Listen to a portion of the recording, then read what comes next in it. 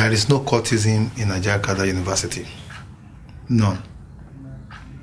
But because of the dwindling number of students population, the university in the past had to accommodate students who transferred from other institutions, some of whom failed and were asked to withdraw, and some of whom were sent away for one act of misbehavior or the other. When they now converge here, they started to misbehave. When I assumed office, I met decisions that were taken by my predecessors. Very good decisions, where they had already expelled some students and suspended some, and Governing Council approved them. So I'm not doing anything new. The laws I'm implementing now were the laws that's approved by Senate in 2013. So when I came to the office, the first challenge I had was intervention from the leadership of the Anglican Church. Bishops, archbishops, these students are our members, their parents are our members. What can you do about it? This is a faith-based university. What you can do is to help to bring them back. After all, there's forgiveness here and there. So what did I do? I am the only Vice-Chancellor who is a bishop in the whole of Nigeria. The only bishop who ever became Vice-Chancellor. So sometimes you have to ask, who is speaking? Like I just presided over Senate today, and I'm dressed as a bishop. So you can see the church and the academia converging in me. So how do you treat students who have broken the law? There are laws that have to be applied. Now I'm a bishop, I'm supposed to preach and to reform them. And I'm also supposed as a professor and a vice-chancellor to apply the law. So I have two caps. I must now be able to know when the pastor is speaking or when the teacher and the law enforcer is speaking. So what did I do? I went the extra mile based on appeal by our church fathers. I recalled those that were expelled and I recalled those that were put on suspension, and I said, can we try to rehabilitate and reform them? By doing so, I actually had reversed decisions taken by high authorities to expel the students. But I said, grace will cover technicality. I brought them back. I took them to the Scripture Union camp, brought in our Anglican clergy to come and talk to them, brought in people from the Scripture Union to come and preach to them, brought in deliverance ministers to come and do deliverance. And when I finished with them, I took them in the university bus to Abuja, the neuropsychiatric hospital, Aro, to go and listen to seminars on how not to abuse drugs and to watch what had become of those who abuse drugs like Indian hemp and who are criminally tended. They saw all this. As soon as we thought we had rehabilitated them, I brought them back into the system. Within 2 weeks, after introducing them back to the community, they struck at the community. They recruited innocent ones. They were teaching them how to smoke in their hemp. They were breaking rules. And they were becoming lawless in relationship with the opposite sex. So, what did I do? In order to play the pastor, I reintroduced to the system people that were sent out as persona non grata.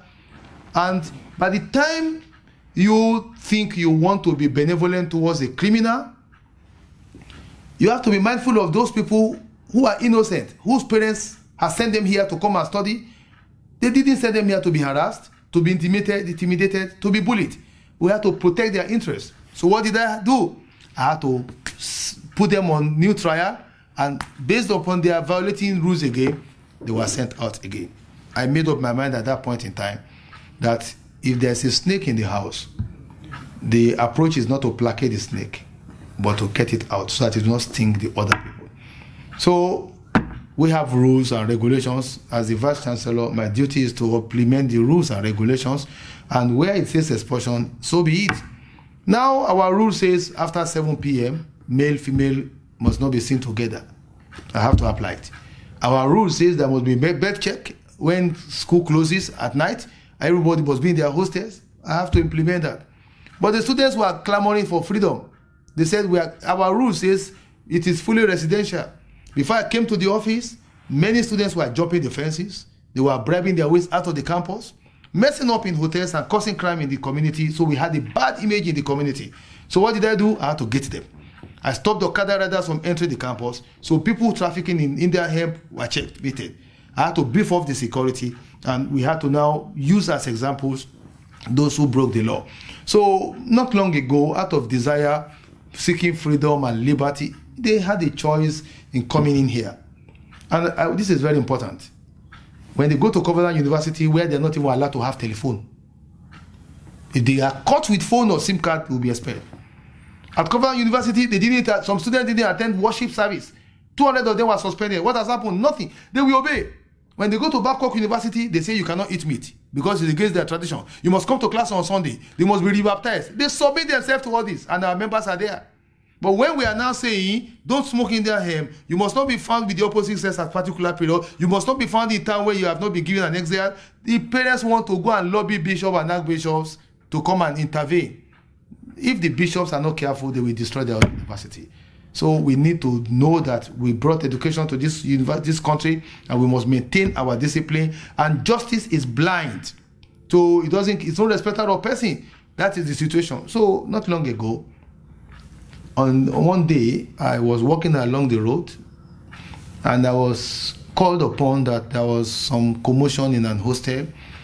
And because I live on the campus as a father, I went there to go and ask the students. I entered the hall and I said, what's the problem? Why is there commotion here?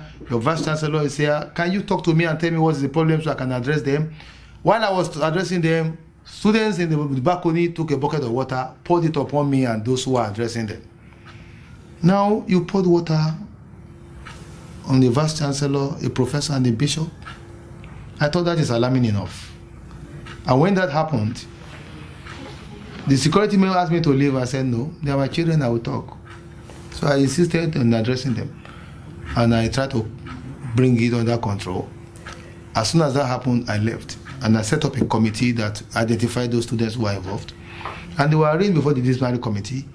And when the disciplinary committee met, they have their rules and guidelines. They tried other cases of exam malpractices, cases of those who are found in possession of Indian hemp, and sentences were passed. And as soon as sentences were passed, people started making connections to see how they can get their children out of it and how they can reduce the penalty. So the penalty is dismissal for being responsible for that commotion, because if we don't address it, they will do worse things tomorrow. And that is how you breed cultism. And what were those people fighting over? Two students were fighting over girlfriend. So their friends joined sides and they started fighting in a Christian hostel.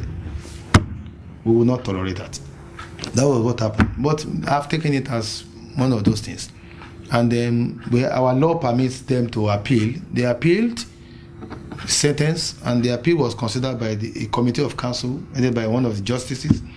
They recommended modification in the sentences for some people, and some exoneration, some sustained.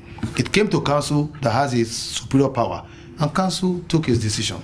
And that decision will be communicated to the parents and the children. So I can tell you that irrespective of who has intervened on their behalf, those who have been expelled have been expelled. It doesn't matter if they are in 400 level. I'll tell you a story. As soon as we expelled 23 students, we sent the students, there was a reaction. I had to shut the university, send them on Easter break. 2 weeks after, I brought them back to the university and screened them before accepting them when they wrote letters of undertaking to be of good behavior. A student at 400 level was caught at the gate with 10 wraps of Indian hemp. As I was going around, I met the security dealing with the situation, and I saw those wraps by myself, and I saw the student. So if you are a vice chancellor, after just dismissing some people for possessing Indian hemp, and a student at 400 level thinks that he can commit the same offense, he did. And of course, I put him on suspension, and then the STC has pronounced expulsion. This same student has also run to archbishops asking for their intervention. Now, will I allow a student who has not been deterred by punishment given to others, who has courage enough to bring in 10 wraps of Indian hemp? When somebody smokes Indian hemp, he's not himself. He can rape, He can kill, he can do anything. Ordinarily speaking, and I want to emphasize this point, possession and use of Indian hemp or other drugs is a police matter. So if I were to handle it normally, I will not even try them. I will just take them to the police where they will lock them up and charge them to court.